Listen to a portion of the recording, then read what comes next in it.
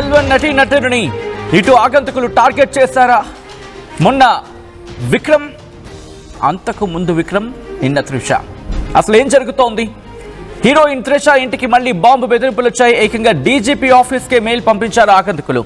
చెన్నై అల్వారుపేటలోని త్రిష ఇంటి దగ్గర పోలీసులు తనిఖీలు చేపట్టారు. బాంబ్ అలాగే డాగ్ స్క్వాడ్ చేరుకుంది. విస్తృతంగా తనిఖీలు చేస్తోంది. ఎవరో ఆకతాయిలు చేసిన పనిగా నిర్ధారించారు అధికారులు.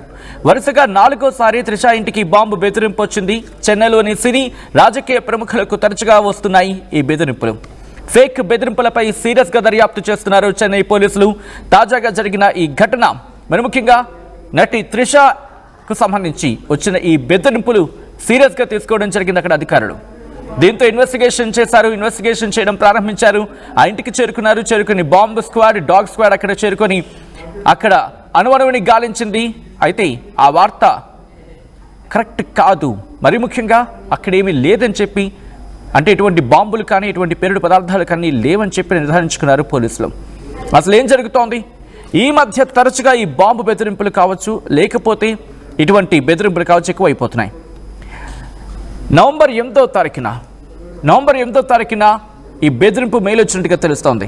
చెన్నైలోని ఆమె నివాసంలో బాంబు పెట్టామని, అది త్వరలో పేలబోతోంది అంటూ కూడా బెదిరిస్తూ త్రిషకు సంబంధించి త్రిష పిఏకు ఈమెయిల్ వచ్చినట్టుగా ప్రస్తుతం చర్చ జరుగుతోంది. అయితే చెన్నై పోలీసులు అలాగే bomb detection and disposal squad, BDDS అంటూ ఉంటాం, అంటే bomb detection and disposal squad Trisha ఇంటిని క్షుణ్ణంగా పరిశీలించింది, తనిఖీ చేసింది. ఇది కేవలం బెదిరింపు మాత్రమే అని, ఎలాంటి బాంబు లేదని చెప్పి ధృవీకరించుకుంటూ వచ్చింది. ఇది కొద్ది రోజుల క్రితం నటి త్రిష కృష్ణన్కు సంబంధించి పరిస్థితి. అంతకుముందు అంటే నటుడు విక్రమ్, పొన్నియిన్ సెల్వన్కి సంబంధించి, పొన్నియిన్ సెల్వన్ సినిమా చాలామంది చూస్తుంటారు. వీళ్ళిద్దరు కూడా దిగ్గజ నటులు. అయితే నటుడు విక్రమ్కి సంబంధించి కూడా విక్రమ్ ఆఫీస్కి కూడా ఇదే తరహాలో ఈమెయిల్ వచ్చింది, బాంబు బెదిరింపు వచ్చింది. దీంతో పోలీసులు విక్రమ్ ఇంటికి చేరుకున్నారు, విక్రమ్ ఆఫీస్కి చేరుకొని తనిఖీ చేపట్టారు. ఇది కూడా తప్పుడు బెదిరింపుగా వాళ్ళు తేల్చిన సందర్భం. ఇక అంతకుముందు అంటే అక్టోబర్లో కూడా ప్రముఖ సినీ దర్శకుడు అలాగే నిర్మాత కూడా అట, ఆ వ్యక్తికి సంబంధించి కూడా ఇలాగే బాంబు బెదిరింపు వచ్చింది. పోలీసులు అక్కడికి చేరుకుని తనిఖీ చేశారు. ఆ బెదిరింపు కరెక్ట్ కాదు, అక్కడ ఏం లేదు, ఇదంతా కూడా బెదిరింపు మాత్రమే అంటూ చెప్పుకొచ్చారు. అక్కడ ఆ ఘటనకు సంబంధించి ఇన్వెస్టిగేషన్ చేశామంటూ కూడా చెప్పుకొచ్చిన పరిస్థితి. ఈ మధ్య కాలంలో ఇటు చెన్నై కేంద్రంగా కావచ్చు, లేకపోతే తమిళనాడులో ఉన్న యాక్టర్స్ కావచ్చు, లేకపోతే సెలబ్రిటీలకు ఈ బెదిరింపులు చాలా రేర్గా కాదు, ఫ్రీక్వెంట్గా వస్తున్నాయి. ఇన్నాళ్ళు ఎప్పుడో ఒకప్పుడు మాత్రమే కనిపించినటువంటి బాంబు బెదిరింపులు కావచ్చు, లేకపోతే ఇటువంటి బెదిరింపు వార్తల మధ్య తరచుగా వినిపించడం ప్రస్తుతం ఆందోళన గురి చేస్తోంది. ఎవరి ఆకతాయిలు? నిజంగా ఆకతాయిలేనా, లేకపోతే దీని వెనకాల ఏమైనా భారీ కుట్ర ఉందా? ఈ అన్ని కోణాలు కూడా ప్రస్తుతం విచారణ జరుగుతోంది. అక్టోబర్ నుంచి నవంబర్ నెలలో ఇటు త్రిషతో పాటు విజయ్ కావచ్చు, రణ్ విజయ్, నయనతార, ఖుష్బూ, ఇళయరాజా, మ్యూజిక్ డైరెక్టర్ ఇళయరాజా, అలాగే మాజీ ముఖ్యమంత్రి పళనిస్వామి, ఇలాంటి వాళ్ళందరూ కూడా బెదిరింపులు వచ్చిన సందర్భం. మరి ముఖ్యంగా చెన్నైకి సంబంధించి, అది కూడా తైనాంపేట, ఎక్కర్తుగంగల్ ఏదో ఉంది ఆ ఏరియాకు సంబంధించి, ఎక్కర్తుతంగల్, అల్వార్పేట ఈ ప్రాంతాల్లో ఉన్న వారి నివాసాలకు ఈ బెదిరింపు మెయిల్స్ వస్తున్న సందర్భం.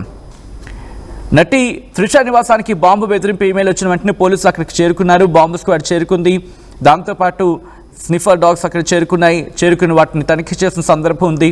అయితే అక్కడ ఎటువంటి బాంబు లేదని చెప్పి అదొక హోక్స్గా తేల్చేశారంటే అది కరెక్ట్ కాదు. అది మరి ముఖ్యంగా బెదిరింపుగా మాత్రమే వాళ్ళక్కడ చెప్పుకొచ్చిన సందర్భం.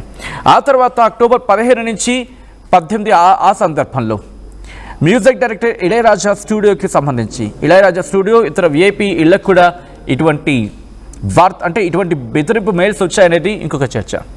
ఇంకా అక్కడి నుంచి కాస్త ముందుకు వెళ్తే నవంబర్ 6 to 9, నవంబర్ 6 నుంచి 9 ప్రాంతాల్లో నటుడు విజయ్ అలాగే ఖుష్బూతో పాటు మరికొంతమందికి కూడా బెదిరింపు ఈమెయిల్స్ వచ్చాయంటూ కూడా తెలుస్తూ ఉంది.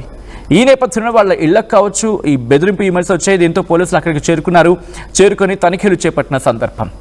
ఇక అక్కడి నుంచి మాట్లాడుకుంటే కనుక నయనతార కావచ్చు, నటుడు విజయ్ కావచ్చు, అలాగే మరికొంతమంది నేతలు కావచ్చు, రాజకీయ ప్రముఖులకు సంబంధించి కూడా వాళ్ళకు కూడా ఇటువంటి బెదిరింపు మెయిల్స్ అవి వచ్చాయి. సో ఇలా బెదిరింపు మెయిల్స్ వచ్చిన నేపథ్యంలో వాళ్ళ డీటెయిల్స్ని తీసుకోవడం జరుగుతుంది చెన్నై పోలీసులు. ఇంట్రెస్టింగ్ ఏంటంటే రాష్ట్ర ముఖ్యమంత్రి ఎంకే స్టాలిన్కి కూడా గత నెలలో ఈ బాంబు బెదిరింపు మెయిల్ వచ్చాయట, ఈ అంటే బాంబు బెదిరింపులకు సంబంధించి.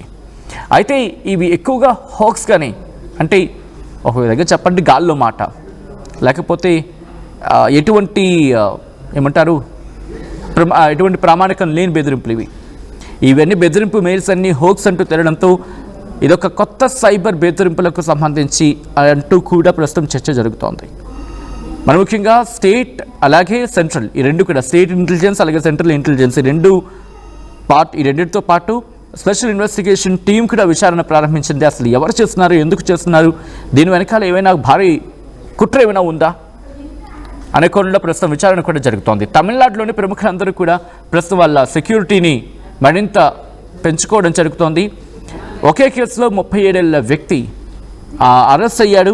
తర్వాత వచ్చిన అంశాలు మరి గుర్తులేని వ్యక్తికి సంబంధించి ఈమెయిల్ హ్యాండిల్ నుంచి వచ్చినట్టు గుర్తించిన సందర్భం.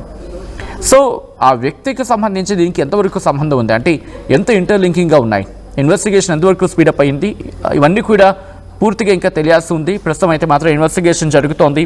పోలీసులు కూడా ప్రస్తుతం ఈ అంశాన్ని చాలా సీరియస్గా తీసుకున్నారు. ప్రముఖులకు బాంబు బెదిరింపు మెయిల్స్ వస్తున్న నేపథ్యంలో ఇటు చెన్నై పోలీసులు కావచ్చు, మరి ముఖ్యంగా తమిళనాడు హోంశాఖ అలాగే కేంద్ర హోంశాఖ కూడా దృష్టి సారించింది. వీటి మీద లోతైన దర్యాప్తు చేస్తోంది.